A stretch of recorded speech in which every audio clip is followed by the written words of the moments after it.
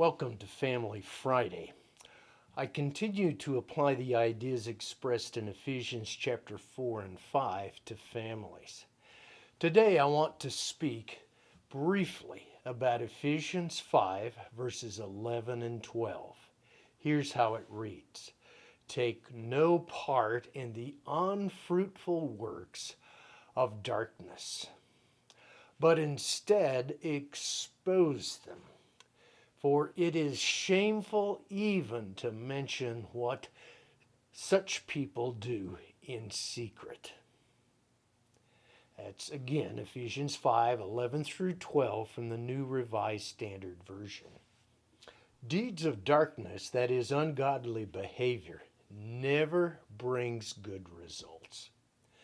Dark deeds create confusion, division, and dehumanization. Doesn't matter whether the dark deeds are done at a society level or within the family structure. Dark deeds just kill relationships and destroys any kind of trust. Unfortunately, many play the favorites game when it comes to dark deeds. They'll condemn dark deeds of their opponents and ignoring the dark deeds if done by their friends. And again, let's be a little more specific about dark deeds. Sexual immorality, harassment, abuse, theft, blackmail, hate, deception, lies, murder, any kind of verbal abuse. Not one good thing is going to come from these behaviors. And such behaviors should be addressed for what they really are and what they lead to. Don't be deceived. Some of the loudest voices for defending family and traditional values can be something completely other behind closed doors.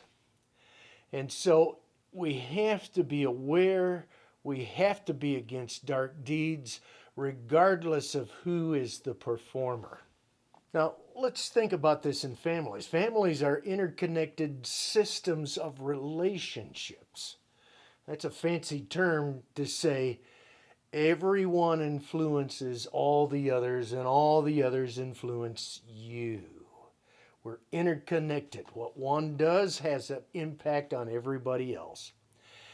Families need to operate according to God's values and be wary of any activity that is ungodly.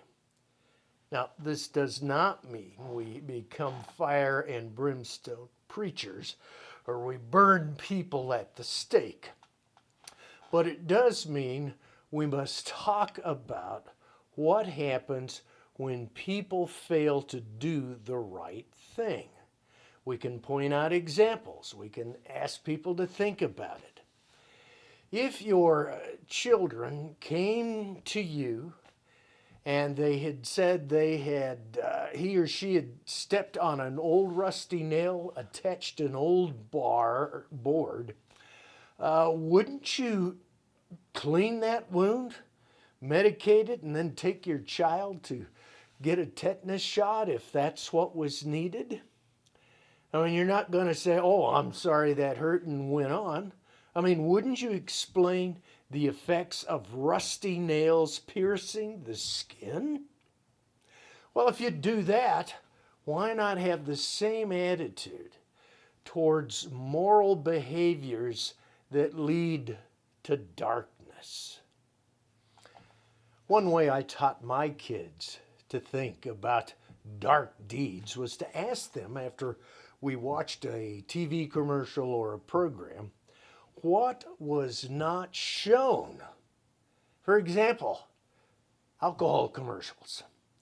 Now, what do you not see in alcohol commercials? Well, you don't see old men with beer guts. You don't see people drinking themselves into a stupor hiding from their problems. What you do see are professional models in their 20s and 30s all having a good time. Now, I'm not saying we got to get rid of all alcohol, but be aware. Dark corners are going to hide the reality. Commercials only show you what they want you to see, and believers, we have to see a bigger picture than what is shown to us by the doers of darkness.